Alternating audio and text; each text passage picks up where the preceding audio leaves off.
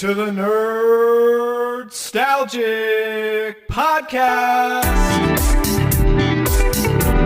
with your host, the Ginger Bookworm. Nerdstalgic with the Ginger Bookworm. Nerdstalgic with the Ginger Bookworm. Howdy Beans, and welcome back to another creepy, crawly episode of the Nerdstalgic podcast. I'm your host, Luke the Ghoul. Hope you're doing well. Hope you're all good this Halloween and all that jazz. Right, so before we get into today's topic of the final week of my Halloween B-movie special, I want to do a bit of housekeeping because I like to keep my house nice and clean. So 3 things you can do for me before we get into today's episode. Number 1, follow me on Twitter at nerdstalgic_pod. Number 2, if you listen to this on YouTube, don't forget to like, comment, and subscribe. As of recording this today, I have finally reached 200 subscribers, which is absolutely monumental. So thank you for everybody that has subscribed and liked and commented. It really means a lot, and I appreciate it. And finally, if you listen to this on Spotify on your mobile phone, don't forget to leave a star rating from 1 to 5 stars and to follow me on Spotify. So, in today's episode, we're going to be looking at Eight-Legged Freaks from 2002. So for anybody who doesn't know what this series is, basically this is my horror B-movie series. I do this every Halloween, where I look back at B-movie horror films, the cheesy ones, the really sort of cheaply made ones, and just to see, what they're like. Horror nowadays is not as good as it used to be. I know that's a very sort of on-the-nose thing to say, but it's true. In my opinion, horror is not giving me what I want. It's not giving me what I'm looking for. So I started this series last year to look back at horror movies over Halloween that try to do something different. They try to do something creative, try to be more than what they possibly could be because they don't have as big as a budget as most modern day horror movies do, so it just allows for more creativity. So if you're starting here and you haven't checked out any of the episodes I've done before, so far this year I've looked at Critters 2, I've looked at The Blob, I've looked at Chopping Mall. Last year, I looked at The Cottage. I looked at Critters 1. I looked at Killer Clowns from Outer Space, The Stuff. So there is tons of stuff, horror things on the channel. If you want to check it out, by all means, go back and give it a listen. But today, like I said, for the final week, week 4, I'm going to be looking at Eight-Legged Freaks. One thing I want to state quickly before we really get into it, because this is Halloween and because this is a horror episode, there is a chance there might be some explicit words, some swears, that sort of thing. I just want to lay the groundwork here, just so everybody knows that there's potentiality that I will let loose and maybe I will potentially swear. It's not guaranteed, but it might happen. So just in case you've got your kids in the car, or if you listen to this in public and I all of a sudden shout the F-bomb, you're not caught underwise and you're not embarrassed in the shopping mall. So just want to get that out. Also, because it's Eight-Legged Freaks, I am going to deal with spiders. So giant spider alert. If you don't like spiders, or if you don't like any talk of spiders, this is probably not the episode for you. But if you feel like you can handle it, stay aboard. But I just thought I'd let you know, because if you like me, you're an arachnophobic, you ain't going to really want to maybe listen to this. But I just thought I'd give a quick alert there. So I'm going to do things a little bit different today. Usually at this point, I would talk about my memories, my thoughts, my feelings, and that sort of thing on the topic that I'm talking about. But I'm going to do a bit different. I'm going to talk about the synopsis, then the cast and the production. Simple reason why. There's not actually a lot in the production. This review is actually taking me a long time to research. And it's not because it's a really big, long, in-depth movie. Not at all. It is simply put that no matter how much I've looked online, or how much I've gone to Reddit, gone to forums, gone to Wikipedia, gone everywhere, it's really hard to find any sort of production background on this movie at all. It's almost as if the movie was never made. That's how sparse it is on the production background. It's like the fact of the movie just appeared in the ether one day, So that's why I decided to do it first, because there's not a lot to say about the production. And then I thought I'd leave my thoughts and feelings and memories and all that near to the end. So we'll get through the production stuff and then we'll get to how I feel about this film. So the synopsis of the movie is: After a long absence, Chris McCormack returns to his quiet hometown of Prosperity, Arizona, to reopen his late father's mine. However, a chemical spill and lethal toxic waste has created an unstoppable army of giant spiders who prey on the unsuspecting locals, turning Prosperity into an endless buffet. Now it's up to Chris, Sheriff Sam Parker, her son Mike, Sam's plucky daughter, Ashley, and the conspiracy theorist Harlan, and a handful of survivors to stop the hairy menace and save the town. But who can stand in the way of the disgusting eight-legged freaks? So that is your movie synopsis. As for the cast, so we've got David Arquette as Chris McCormack, Carrie Weaver as Sheriff Samantha Parker, Scott Terra as Mike Parker, Scarlett Johansson as Ashley Parker, Doug as Harlan, Rick Overton as Deputy Pete Willis, Leo Ripley as Wade, Matt Korinsky as Brett, J. Arlen Jones as Leon, Aileen Ryan as Gladys, Riley Smith as Randy, Matt Holkwick as Larry, and Jade Edith Wilson as Emma. So that is your cast of Eight-Legged Freaks. As for the production, like I said, there's not much goes into it. So director Eloy Elkman got the idea from his 1997 short film Larger Than Life, which also handled a spider fighting storyline. The film was originally titled Iraq Attack, under which it was released in some parts of Europe and other countries around the world. But the similarity to Iraq Attack made the title seem inappropriate after 9/11. The title Eight-Legged Freaks is a line that Arquette ad-libbed in the movie Get Back, You Eight-Legged Freaks. The film was dedicated to the memory of several people.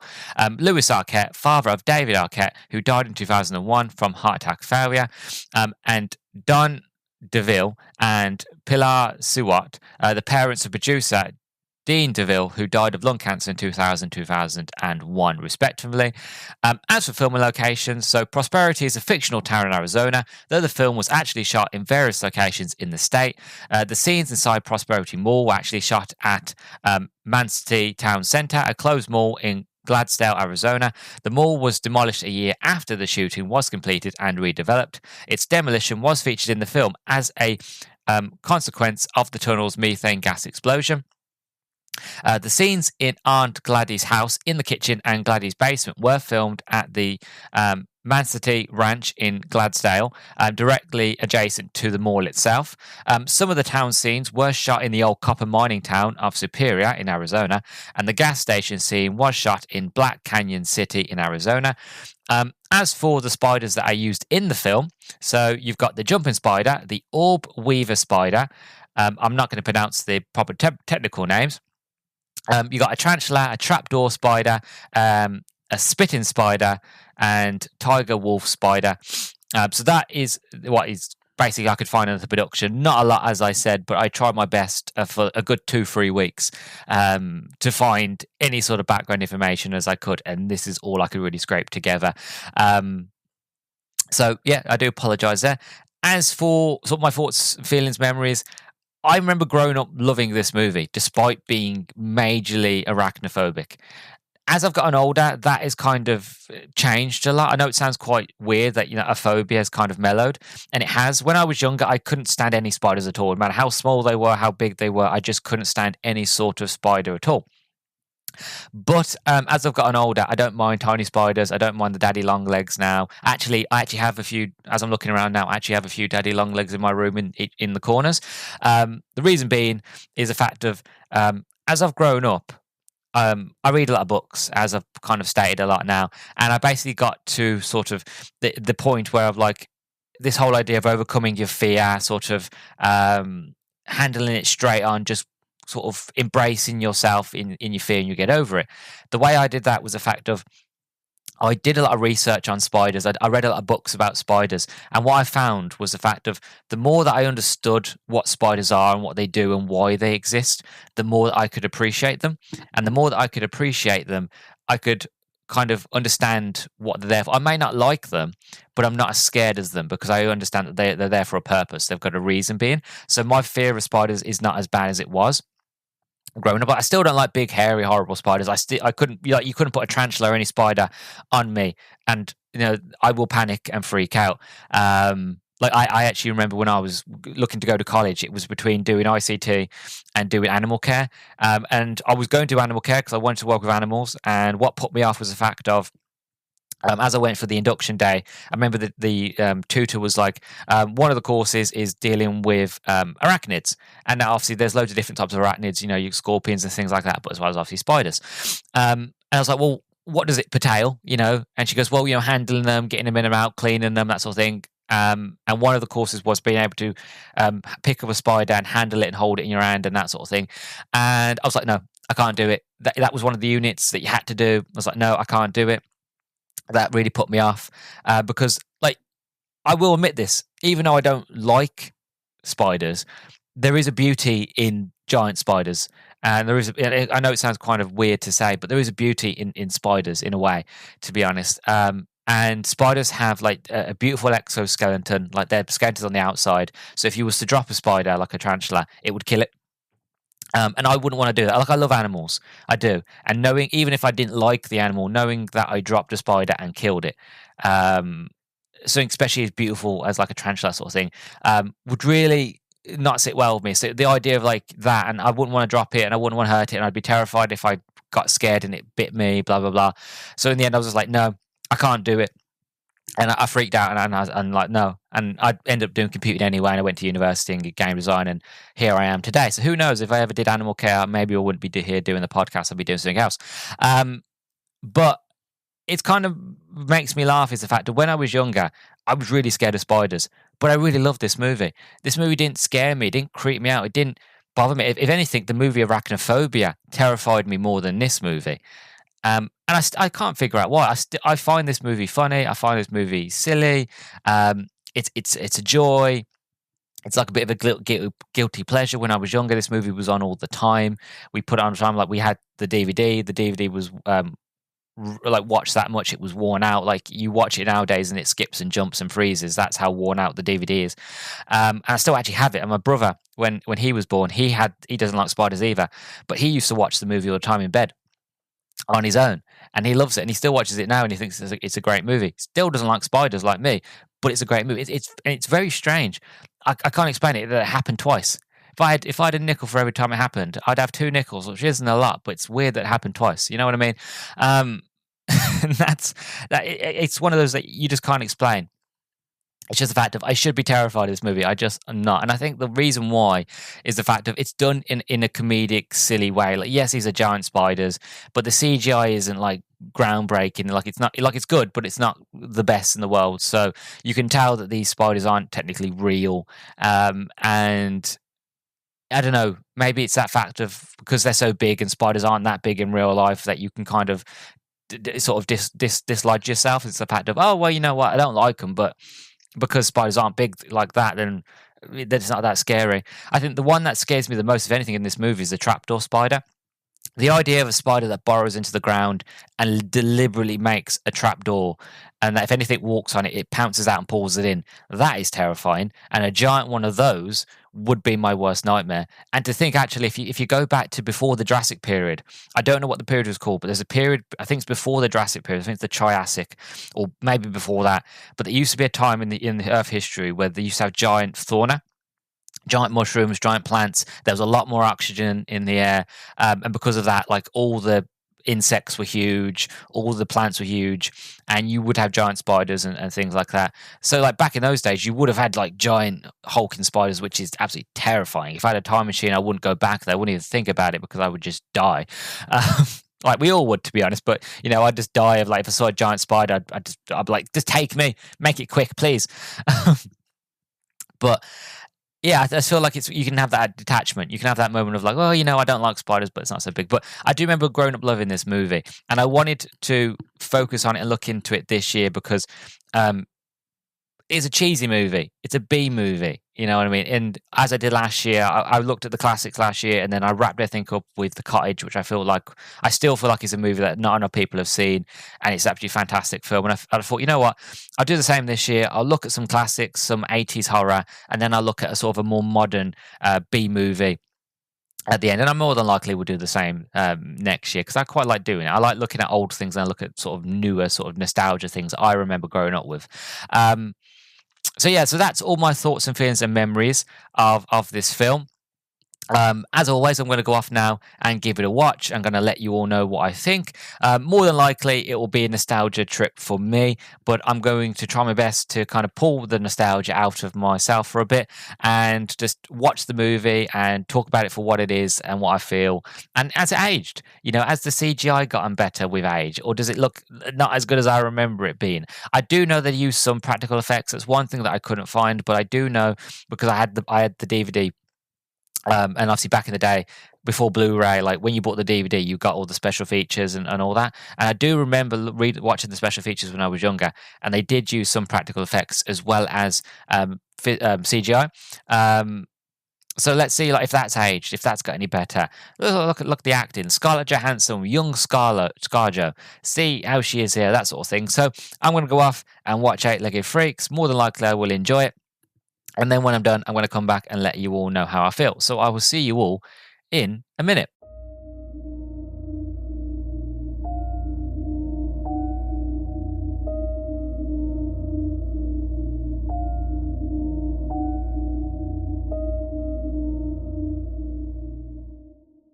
And we're back. So I've just finished watching Eight-Legged Freaks.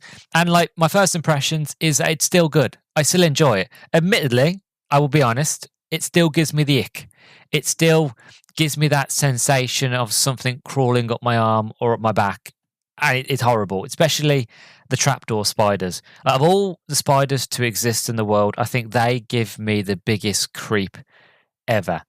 Because it's not only a spider that digs, but it's clever enough to realize that, well, if I dig a hole and I leave a little hinge, a little like pokey out sort of hole, a door, better yet to say, and then put webbing around it. Anything that walks around it, I will be alerted to straight away, and I'll just pounce out, grab it, and pull it in.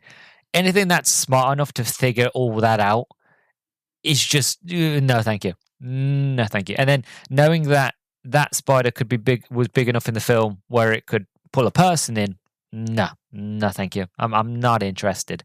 I really, really aren't not. And that was like whenever they appeared, it was like the biggest, sort of thing. But it is still a pretty good, enjoyable movie. Again, it goes against all my sort of rationality because, again, I am arachnophobic. This should be my worst nightmare. And let's be honest, if this was ever to happen, and giant spiders were to invade from Mars, or, some unknown reason, some chemical spill made spiders grow to ginormic sort of sizes, yes, I would be terrified. It would be my absolute worst nightmare, and I'd hope to go quickly. I wouldn't want to live very much longer if spiders took over. But for a movie, it works. It's your classic 2000s sort of B-movie sort of horror, really, at the end of the day. A lot of action, a lot of heavy metal, a lot of recognizable characters. You've got like sort of the hero characters, you've got the badass characters, you've got like the final girl and all this. And it does take a while to get into in terms of action. Like this movie does, it does the classic monster genre. Which, if you ever watch any monster sort of movies, the classics do it best, of course. But a lot of monster movies, what they tend to do is they will hint at or give you glimpses at the monster or the creature, but you won't get a full view of it. So you just get drips and drabs. You get people that are going missing, people being killed, as you do in this movie. You'll see ostriches and other things be killed by trapdoor spiders. Joshua is one of the first people to be killed. He's the reason why all these spiders are quite big and why they grow.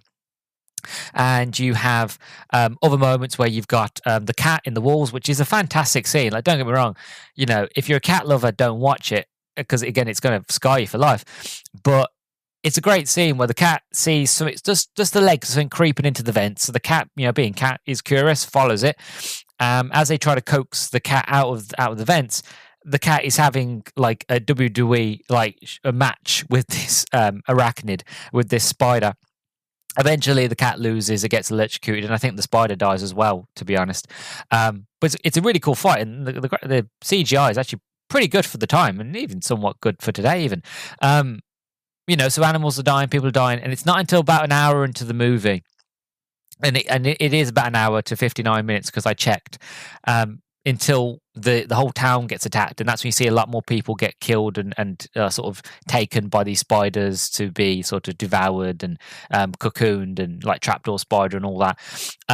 It is an hour till it gets into it. Up until that point, it is very much of like slow drips and drabs of like the spiders are here, they're getting bigger, but we're going to show you little bits, the bits legs, there's a horrible, really horrible moment, and it generally makes me, every time I watch it, from I was a little bean to being a big bean now, I still don't understand what happened, but it is a good scene. It's just you wouldn't do that in real life. So the one miner, he's on his own, he's drilling, looking for a sort of vein of gold.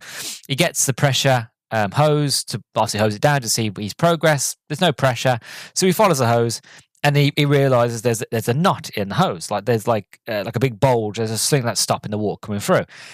Now, logically, any normal person, and again, I know it's a movie. There's no such thing as logic in films, especially movies like this. But logically, you see that you're like, oh, okay, there's a bulge. It's not working. I'm going to go up to the top and find a tool or something to unclog it, or I'm going to find out what's going on. What you don't do is you don't put your mouth around the nozzle and then start to suck on it, hoping whatever it is will come out. Like, we know what, I'll say what it is in a minute, but let's be honest with ourselves. We wouldn't do it because we don't know what's on the end of that. It could be gunk. It could be rubbish. It could be buildup of debris. It could be something hazardous, especially in a mine. You never know. So for the guy doing that, very, very stupid. But he sucks and sucks and sucks. And then he has that moment of like realization. You don't know at first what it is. You can probably guess. And then he walks towards the camera, sort of turns around. He opens his mouth, and it's like, again, my worst nightmare. He opens his mouth, and then loads of just little spiders just start crawling out of his mouth. And it's absolutely vile. It's disgusting. And then you get these these realistic sort of spider arms come in and then sort of pull him away. And that happens a couple of times in this movie where you get like a character where he's standing there and all of a sudden like these like hairy sort of claws will come out of nowhere and just grab him around the neck. Kind of like, you've been on the stage too long, out comes the rod as they pull you off stage. Kind of like that, really. Like pulls them off camera and you see them getting dragged away. It's a horrible scene. It's a great scene. It's a fantastic trailer scene. Like if you're going to do a trailer for a movie, that is the scene that you put in because it really kind of sets the tone and sets the image of like what kind of movie this is and spiders and all that. Absolutely terrifying, horrible, but again, great scene. But yeah, it does take a while for sort of the spiders, the arachnids, to attack, and when they do, that's when it starts getting fun. That's when it starts getting to the point of it's still terrifying, it's still horrible, and still kind of creepy and goosepumply, and sort of gives you all sort of goose flesh, especially if you're arachnophobic like me.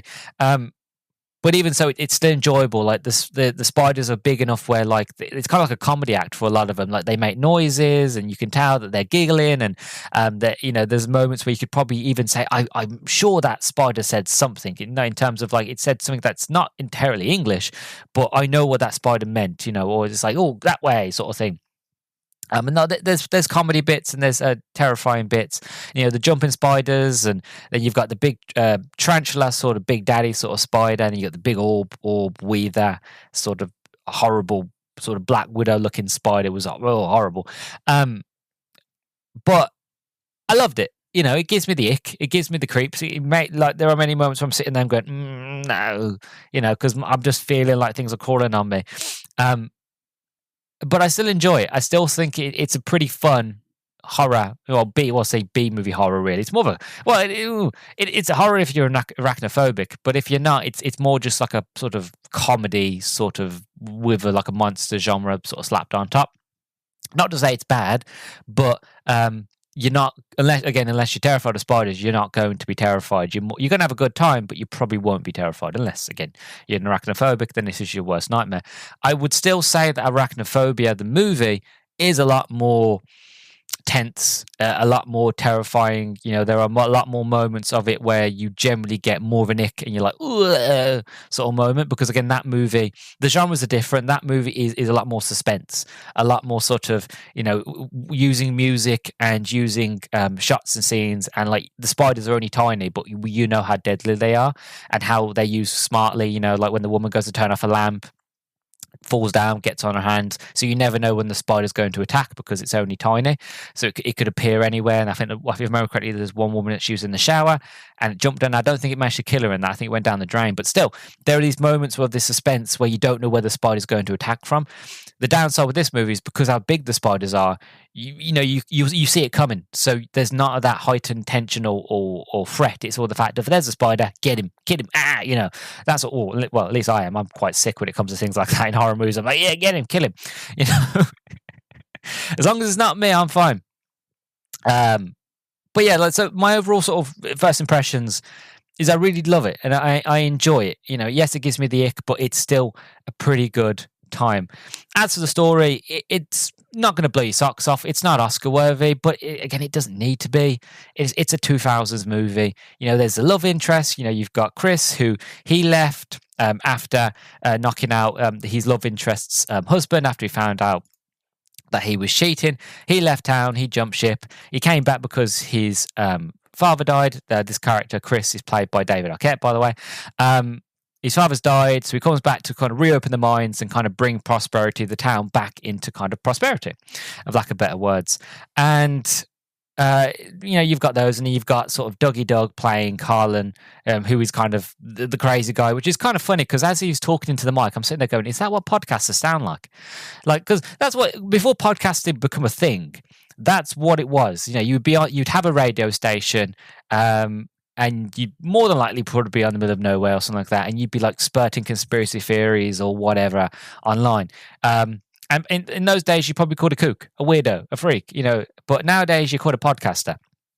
I don't know if I should take offense to it or not, considering that I am on my own in my room, basically talking to myself into the ether, just hoping that somebody is listening on the other end, And as I was watching like Dougie Doug, I was watching Harlan, I was one of those moments of like, is that what people think podcasters are? Just sitting there spurting conspiracy theories about the moon landing and stuff? Because there are podcasts out there like it, but it was just one of the moments where it made me giggle of like, is that what people think we're like?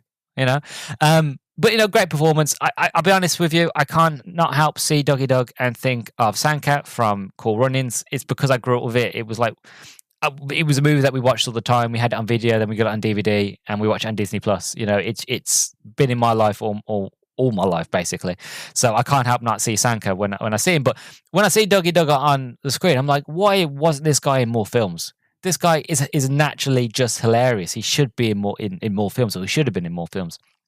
And I don't know as the reason as to why. But again, incredible actor, your sort of comedic relief. And then we've got Scott Terra, who plays Mike in the story, who is the sheriff's son. He is, a young little savant, little genius. He loves all things creepy crawlies, science and insects, specifically spiders. And he has this interest in spiders. So he goes meets a guy in the shack in the middle of nowhere called Joshua, who is a creepy mofo. I would not go there, even if you paid me. Not just because of spiders, the guy's just creepy. He's kind of what you'd expect to see out of a slasher movie or even Goosebumps, to be honest. He's just creepy dude. And he's got all these spiders. Again, it's one of those moments, like I think back to Jurassic Park. I was like, he's feeding these crickets to his spiders and they're getting bigger. And it's one of the moments like from Jurassic Park, to quote Ian Malcolm, he's like, you spent so much time doing it, you didn't think if you should be doing it. Sort of thing. I'm butchering the quote, but that sort of thing of like, they're getting bigger, they're going to get even more bigger, and you even said to yourself their appetite is growing as they're getting bigger, which means they're going to need more food. Did any of it occur to you to stop or to tell somebody or to say, hold on a second, I'm onto something, there's a bit unnormal, I'm going to call somebody or let somebody know? All he thinks about was money, growing them, and that's all he really cared about at the end of the day, was being a creepy dude in a shack in the middle of the desert with giant spiders that are getting perpetually bigger, and that's all he really cared about. And that's what starts it, really. One escapes, jumps on his back, bites him. He then goes crazy, lets all the other spiders out, which is a horrible scene. Again, another nightmare of mine, just being in a shop full of spiders and they'll get out. Like, generally, I can't go to like pet shops, pet stores, if there is a spider there.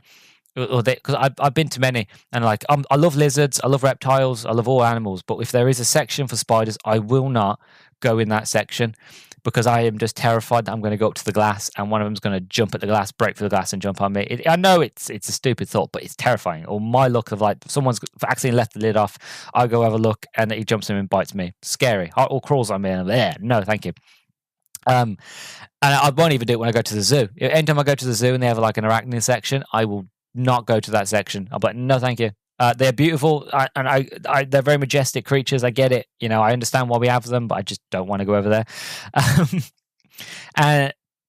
But yeah, so like he has these spiders. They get loose. They eat him. They eat his parrot, who quotes The Sixth Sense. I see dead people. I see dead people, which is funny because that was my first introduction to that. Never had watched the movie before when I first saw this film. And it wasn't until I watched a couple of years later when I finally watched The Sixth Sense. And I was like, oh, look, that's what the parrot was saying. And then I realised, oh, this movie's completely different. Not what I was expecting at all.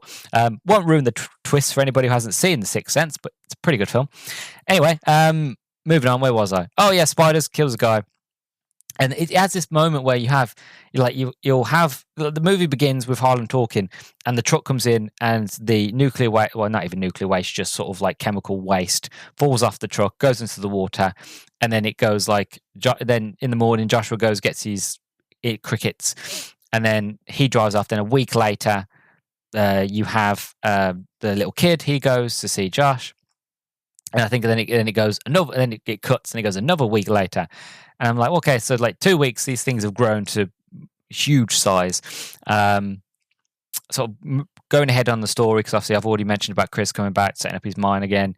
And then it kind of drags a little bit as you kind of get to know the characters. Like I said, it takes a while to really get into it.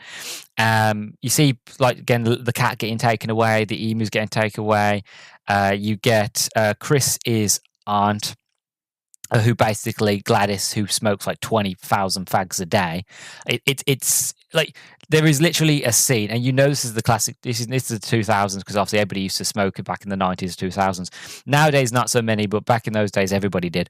And she literally goes to the shop. She pulls the shopping down before she feeds the dog, and she just pulls out like I'm sure there's like 5 to 10 packets of fags. Probably got like 10 to 20 fags in each one. And I'm just like, whoa, slow down, woman. Turns out at the end of the movie, the fag saved her life. But still, quit while you're ahead, because you know it's going to kill you faster than spiders will. And a dog goes down, goes into a hole. Dog gets taken away. I think it's a little French bulldog, a little Frenchie. Then she gets taken, and then from then, Chris realizes what's going on with all the spiders. Obviously, the young lad figures out first, because he sneaks back to find Joshua, to find like he's the whole sort of shack covered in spider webs. He finds like a leg that's come off one of the spiders. Obviously, it's like a skin, like an exoskeleton, because spiders shed their skin, and as they get bigger. So more than likely, as whatever the spider this was got bigger, it shed its skin, and that is kind of what the remnants of what is left, and he has the leg. And obviously, by the time Chris, David Arquette's character, goes to try and rescue his aunt, around about almost to an hour into the film, he finds a bigger one, and also a bigger leg, shall we say. And he takes it back to Mike, and he's like, look, they've grown. And then from then, the story starts to get good, and you get a lot of action, and you get a lot of comedy. So the story is me breaking it down to sort of the brass tacks. It's a basic sort of story. It's nothing advanced. And yes, it does take a little while to kind of get going, but there are a lot of cool scenes. Like there's a really cool scene with Scarlett Johansson, Ashley, her love interest, Brett. He's like a dirt biker. Him and his mates, like he tries to cop a field. She basically tases him in the dick. He's like, oh no, pisses himself. She goes off with his bike. With his car. As she's driving off, he sees on the horizon like these jumping spiders, huge jumping spiders. So he legs it, runs off. He tells his mates, like, look, we gotta get out of here. They were laughing at him because he's pissed himself, as lads do. And then as like they're all laughing at him, a big jumping spider just jumps on his mate, got him down, like biting him in the neck. And they're all freaking out, get on their dirt bikes, and they try to like ride off. And it's a pretty cool scene, because as they ride off, you've got these big sort of jumping spiders that are jumping on them, jumping around them. And you've got heavy metal. And it's like very sort of 2000 sort of scene. And then he crosses the road really quickly as a big tanker's coming by, the tanker just misses him, but catches the spiders, blows up, kills them all. It's very, very cool scene. The spiders blow up in like green goo. It's fantastic. And just as he's sitting there, he's like, yeah, I've gotten away. Out of like very sort of Terminator style, Final Destination. Out of the flames come more of these jumping spiders. And again, it's very Terminator, very sort of Final Destination sort of moment where his face has dropped. I think this actor actually, anyway, Matt Kosinski, who plays Brett, I think he was in Final Destination. Let me check quickly on IMDb. Oh no, I don't think he. Maybe he was. I'm sure he was in Final Destination 2. I don't know. Maybe that's the connection I'm thinking of, or maybe just looks like the guy that was in Final Destination 2. Anyway, if you've watched Final Destination 2, I'm on about the rich kid in that who wins the lottery, survives, and then his flat gets on fire as he's going down the fire escape. He falls on some noodles, and then the fire ladder goes through his eye and his brain, and he dies. I think it's the same actor. I don't know. IMDb's not helping me right now. But yeah, so his character sort of gets away into the mines, and that's where he's in the mines, and then the whole town sort of gets attacked. And it's from there, it's pretty awesome. You've got the hilarity from Dougie Doug. You've got sort of like David Arquette. Basically, he goes from being like the cool sort of macho sort of grizzled sort of character to basically being Dewey from Scream, basically, where he's like, he's brave, but he's a little bit, he's like the jokester. He's a little bit sort of slow. He's brave, but he's slow. He's funny, but at the same stage is the fact of, he's David Arquette. David Arquette's a fantastic actor, but he feels like he's playing Dewey at this part of the movie anyway. He goes from being like the bad boy, sort of like really cool guy, to playing his Scream character again. Which is not a bad thing, because again, fantastic character, but that's just what it feels like. And it's one of those where it's like, oh yeah, I can't help not see that now. Once I noticed it, as I was rewatching this, I was like, yeah, I can't unsee that now. It just generally feels like he's playing Dewey. And yeah, it's not a bad thing. It's just something I noticed. Maybe you'll notice yourself if you watch this movie again. Maybe you won't. Yeah, it's a good film. I really, really liked it as sort of like for the presentation. And what I mean by presentation, like the CGI and practical effects. For a 2000s movie, because this movie came out in 2002, for a 2000s movie, it still looks pretty good. And I'm going to talk about as to why in the trivia in a minute. So I won't give that away. But the spiders that they have in this movie all look pretty good. Now, I will admit, again, it hasn't aged perfectly in some scenes. There are some scenes here and there where I would say, oh, okay, that doesn't look that great. Probably looked great for the 2000s, but hasn't aged well. But there are other scenes where I'm like, that looks fantastic. That looks pretty good. Like the one scene with the cat and the spider in the walls. This whole scene as they're fighting. It's paid for comedy, really. There are moments where you can tell they're having like an MMA fight, because you've got like there's one scene where the spider will come through the drywall and there'll be like an imprint of the spider, and then the cat's face or paws will come through, and it's an imprint of the cat's face or paws. It's pretty good.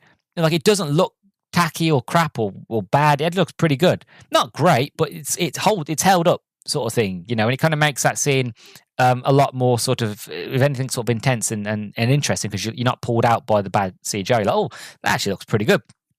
Or when you get the jumping spiders and like the camera zooms in on the spiders' eyes, because obviously spiders have like loads of eyes, and each part. If you look at a spider's eye, it has like their own individual sort of cell, because obviously spiders work off movement and vibrations, and obviously the eyes help them to spot loads of little bits of details in their environments.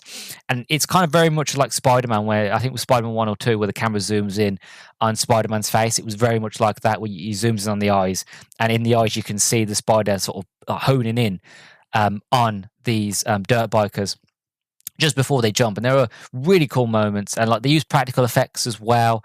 There's a lot of uses of the practical effects. Again, mostly it's in close up, never the whole spider. It's always if the spider's like been shot or killed. If it's stationary, then there's a practical effect there. Or there are sort of the practical effects with, like I said, with the claws coming in off camera, going around one of the humans, and pulling them off screen, or when they get dragged off screen and things like that. Then you get the practical effects, which I really respected, because I'm one of these people. I've said it many times. If you listen to the podcast long enough, I will repeat it many more times. But I love practical effects. They are what keep movies from aging. If everything else gets older, practical effects, if done well, will stand the test of time. They always will. And it's these moments like this where it's like, yeah, you can tell that is probably somebody on the other end of the camera with two sticks on her hands, and on the ends of these sticks are just like furry claws, and that they've just put them around the actor, and they've just told the actor to scream, look panicked, and then we're going to pull you off the other side of the camera.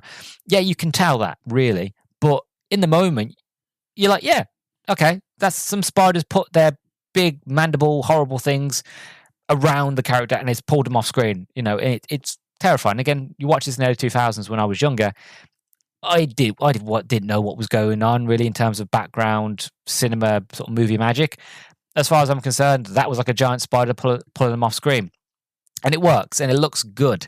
So the presentation is still top notch, and especially when you had the moments of there's a lot of gore in this. And when I say gore, like there's not the gore that you would think normally. Like you don't see people getting chopped up and devoured. You don't see people getting ripped apart, anything like that. Like there's no mutilation to people, but there is like mutilation to the spiders. You see spiders getting ran over. You see them getting their heads blown off. You get arrowed to the head. You get did I say blown up? Yeah, you get blown up, set on fire.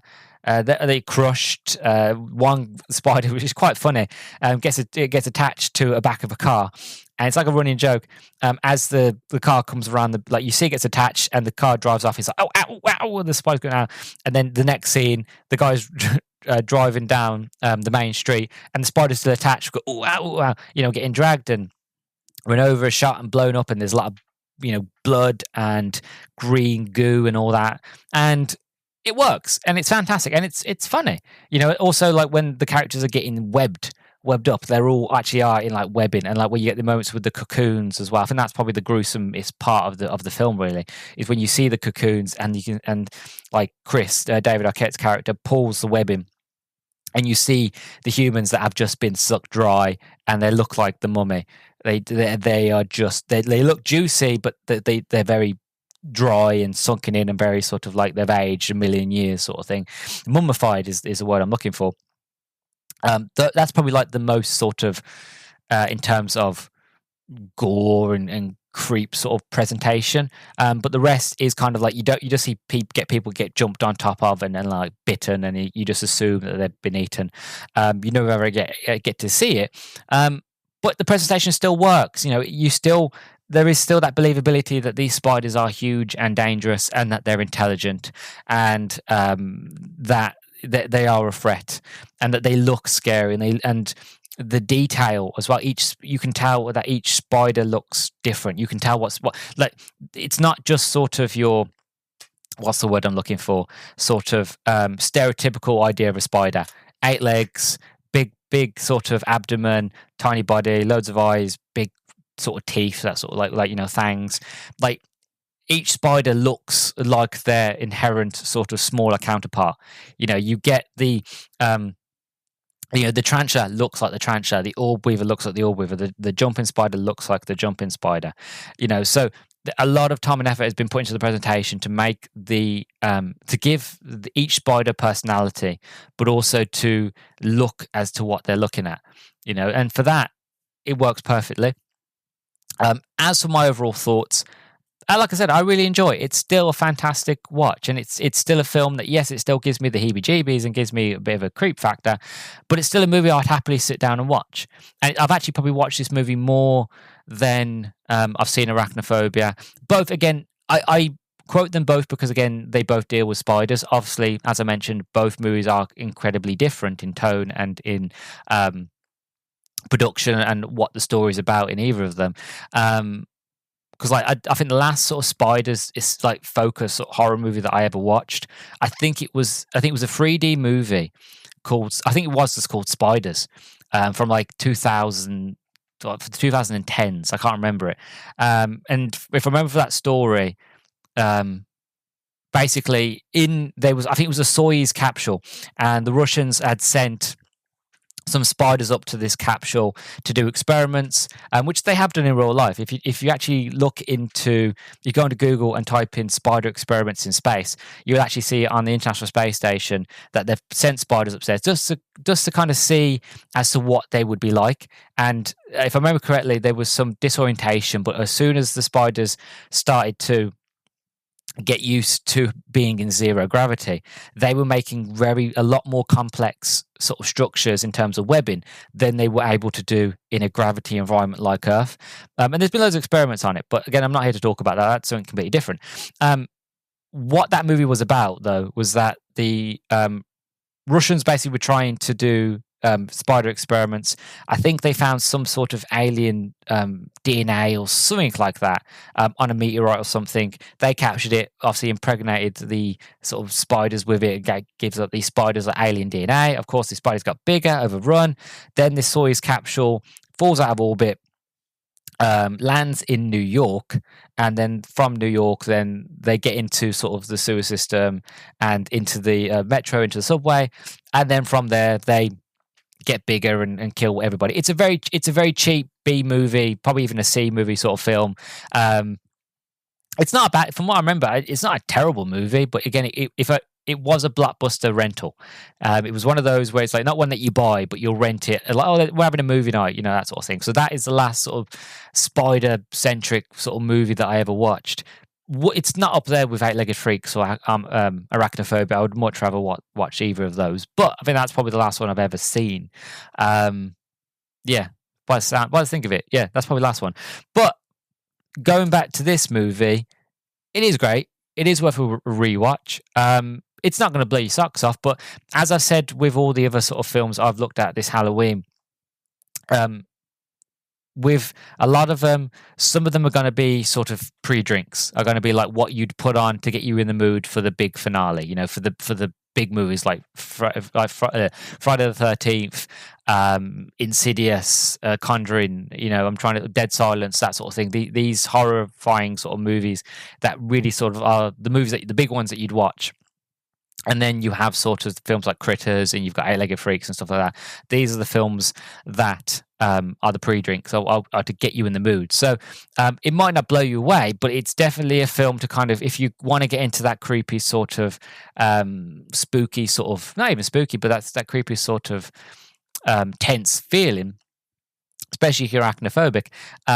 This is kind of one of them sort of films. And one thing that I've noticed with a lot of these 2000s sort of B movies, I found it with The Cottage and I found it with this film, was that in the sort of the 70s and 80s of the films that I've looked at so far, a lot of them, not all of them, because again I haven't watched them all, but for the ones that I have, majority of them kind of get going straight away. Like they know what you've come to see them for, so they kind of get into the gore, they get into the action, get into the horrors quite quickly, really. What I found with these 2000s sort of films is, and it'll be interesting to see when I do this next year if it'll be the same thing, but what I found is the fact of they emphasis more on story than the scares. The scares will come, but when it's emphasis on laying the groundwork, characters, story, we'll spend like 30 minutes to an hour introducing them all first, and then we'll give you the goods, what you've come to look for. And it was with The Cottage. Fantastic movie with The Cottage, but again, it spends time getting to know the characters, getting to know the setting, and then introduces the hillbilly sort of murderer. It's the same here. You get to know the characters, get to know the story, and then an hour later, you get a few people die here and there. You get a few people dying here or there. But it's not until an hour later, then you're going to get the whole town and you get to see it all, sort of the carnage happening, and then you get the hilarity and the comedy and the action and, all that jazz. And that's what I found. It's kind of interesting that the 2000s, it can, like, if you've seen the movie Ghost Ship, I like the movie Ghost Ship. I know a lot of people don't. I do enjoy it, and it's a movie that me and my mum watch all the time. We still have the DVD. It's one of the movies that we watch together. It has one of the best introductions to any movie ever. It's probably what the movie's most recognizable for the introduction of like everybody just dying on the ship instantly in the most horrific way. And then you watch the movie, and after you've seen the movie, like after the introduction, you quickly realize that this movie, the tone changes, and the movie's not what the introduction made you think it would be. But again, even that one, even after that sort of introduction, it takes its time introducing the characters, introducing what's happening, introducing the whole idea of this ghost ship and why they should go to the ghost ship. And then they get on the ghost ship, and it's not until probably a little while later then you start to see more ghosts and things start to get unraveled. And again, it's not the movie you'd expect. But the point I'm trying to make in terms of Eight-Legged Freaks and like The Cottage is the fact of story is the focus. The focus is the story and the characters before any sort of fear or terror or some sort of death. And it's quite interesting. It's an interesting study, really, of that for me personally, and hopefully for anybody listening. If like the tone changed, of like you have the gore and you have the horror, and like the 80s, like the 70s, 80s, and 90s, and then when the 2000s came, it's like, oh, let's just try pump the brakes on the horror a bit, push that back, and let's focus on the characters and the story first. You know, and I find that interesting. And maybe when I do this again next year, whatever sort of modern sort of horror B movie I choose for next year, we will see if that trend is, you know, keeps going, is the same, and we'll see how long it takes to kind of get into it. But as for Eight-Legged Freaks, it's a spider movie. It's great. I loved it. Presentation is good. Story is you know, it's not what you're here for. You're here for the spiders. But when you do get the spiders, it's great and you'll enjoy it. If you're arachnophobic, well, maybe stay clear, maybe not. I can still watch this movie. I can still watch this film. And yeah, I might get the heebie-jeebies here and there, and I might get a sort of that feeling like something's crawling on me, but I can still enjoy it. So if you are arachnophobic, you still might enjoy it. But then again, as I said in the introduction, or at least I think I said it because it's been a while since I've done the introduction, I can play video games and things like that and have spiders on. I have friends that are that arachnophobic that they have to turn... if it's in the settings anyway, they have to go into the settings and turn arachnophobic settings on so that if any spiders do appear, they disappear, or they're just a dot, or their sort of look has changed or whatever. So it depends on sort of what level you are on in terms of phobia of spiders. If you can tolerate it, go for it. If you're not scared of them, you'll be fine. But if you can't tolerate them at all, probably not. But again, I'd still say give it a go, because again, if you can't tolerate them at all, then you'd probably get a lot more fear out of it than the common person. So the movie might be improved. Who's to say? But yeah, I really liked it and enjoyed it, and it's a lot. It is fun. It is really, really is, and it's a good way to, in my opinion, end off things for this horror season. But we're not at the very, very end yet, because I got to do the trivia. So now. Where was I? Here I am. So, the title did not come from the script. The editor or the studio, in one scene, actor David Arquette improvised the phrase "Eight-Legged Freaks," and that became the title. The original title was Iraq Attack, but then it was changed, as I mentioned in the introduction. Pre-production started 7 months before shooting was due to commence. This was mainly to give the visual effects crew time to render spiders as quickly and as accurately as possible. So this was the bit of trivia that I was alluding to earlier when I was talking about presentation, about the way the spiders looked. They started 7 months before shooting, just so they got the spiders to look as accurate as possible, which is very clever, to be honest. And not something I've ever heard a studio do before, because usually, you have the shoot, all sort of principal photography and shooting will go first. And then the CGI and all the technical stuff and the editing will happen later at the end. And that'll be kind of the last things you do. And depends on the editor and the director. You could be doing the visual effects all the way up to the very, very end before you get shipped off to sort of theatres and get shown on the big screen. So it's interesting to see that they were like, look, we want to do these spiders justice. We want to make them look unique. And we want to make them look as sort of realistic as possible to their sort of tiny counterparts. That we're going to start like 7 months. We're going to take like 7 months, and then we're going to do that, and then we'll start shooting, which is very clever, because then it gives there's no. I think this is why they look so good, is because it gives the sort of the visual effects team time to study, to draw, to animate, to make them look good, and then to get them ready. Then you have the few months, however long it takes to shoot. So that's some extra time there to really refine it, to polish it, to make it look great. And then when it gets to the editing stage, after all the shooting's done, then you can be like, look, I want to put this spider in this scene, and I want you to do this. Then it basically gives them free time because they've already got the models ready to go. It gives them the free time to go, okay, I want this spider, this spider, this spider to be in this scene, and I want them to do this and this and this. And you should be able, and because you have them ready, you can be like, okay, insert, insert, insert. Okay, that spider's doing that. Okay, that animation, we haven't got it. It doesn't look too good, but I've got time to fix it. That's quite wonderful, and that is quite ingenious. And only if other movies would do that, would be like, look, we've got a lot of CGI, let's start doing that early, like really, really early, before any sort of cinematography is started. That way, once we get around to the editing, we are ready, and if things need to be changed, we're not against the clock. We've got enough time to change things, or to start again, or we're not completely again, but to remodel a character, or if there's a character that's meant to be in it, but then it was scrapped and changed, blah blah blah, then we've got time to make that new character. You know what I mean? It kind of frees up time. And also, again, it adds to that polish. It adds to that reason why the spiders still look pretty good. Even this movie was made 2002.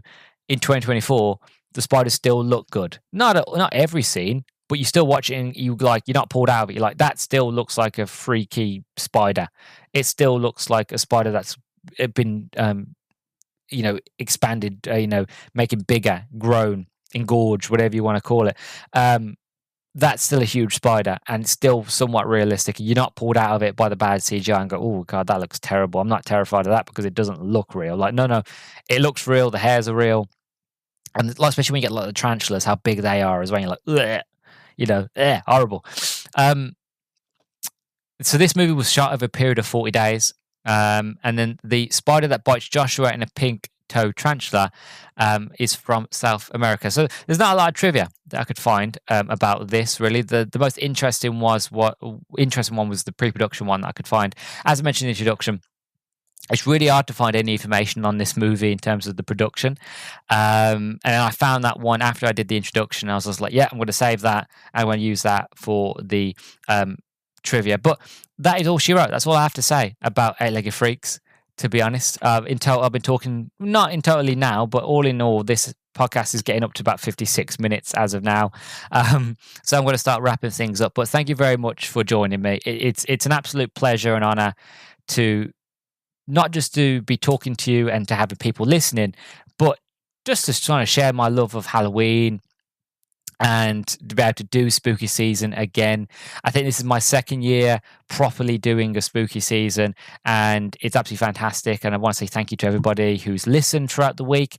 Of course, I'm pre-recording all these, so I don't know how successful those episodes have been, what ones people have liked and not liked, and all that. But hopefully, you've enjoyed Critters 2. You've enjoyed. You've enjoyed today with Eight-Legged Freaks, that you've enjoyed The Blob, that you've enjoyed Chopping Mall. I just hope that you've just enjoyed yourself and had a fantastic time. But yeah, I want to know people's feedback. I want to know what you think. I want any ideas for topics. I want to know any sort of topics you want me to check out next Halloween. Any sort of B movie horrors that you're like, oh, you know what, Luke will really like that one. Or any sort of films that you're like, you know what, it's not technically horror, but I want to see Luke's views on that, because I'm a very sort of positive person, and I think it'd be fun just to kind of like pick a movie that you think I'd absolutely hate, and just to see if I can find anything good about it, or if I'm just like, yeah, this movie's trash. That'd be interesting as well. But before I wrap things up in a nice bow and send you all off quietly into the night, one more thing I want to say: Halloween isn't over yet. Well, as of when this episode gets released, there'll be a day or two before Halloween is properly over. And like last year, I ended off with a bit of a bang for Halloween, for a nice little surprise for the end of the year. Last year, I looked at Resident Evil 2. This year, I'm looking at something else. Kind of in the same sort of vein. Not Resident Evil. I won't say what it is, but it's a horror. It's a video game. It's bonus. It's for Halloween. I was terrified. I wimped out. I wasn't brave enough to carry it on. And I'm not going to give anything more than that. But all I'm going to say is stay tuned. Because when Halloween comes, something is going to drop. And when it does, I think people are really going to enjoy it, and people are going to like it. I was actually terrified. It's the most scared I've been playing a game in a very, very long time. So much so that I tapped out, that I couldn't finish it. And you will get more information when you'll understand, hopefully, when you listen to the episode. But until then, all I'm going to say is, in space, nobody can hear you scream. And that's it. So thank you very, very much for listening to my review of Eight-Legged Freaks. If you want to see more from me, or you want to hear my thoughts and feelings on other things, video games, movies, books, and all that jazz, make sure that you follow me on Twitter at Nerdstalgic_pod. If you listen to this on YouTube, don't forget to give a like, comment, and subscribe. Currently, as recording this review, I have reached 204 subscribers, so I'm slowly growing. So if you want to join that family over there of great bean people on YouTube, then by all means, give me a subscribe and leave a like and a comment. It helps the video out a lot.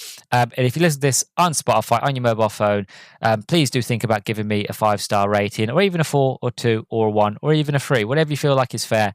I will greatly appreciate that. And that is all of the housekeeping I have left. All I have to do now is say thank you, happy Halloween, and I'll catch you all very, very soon. See you later.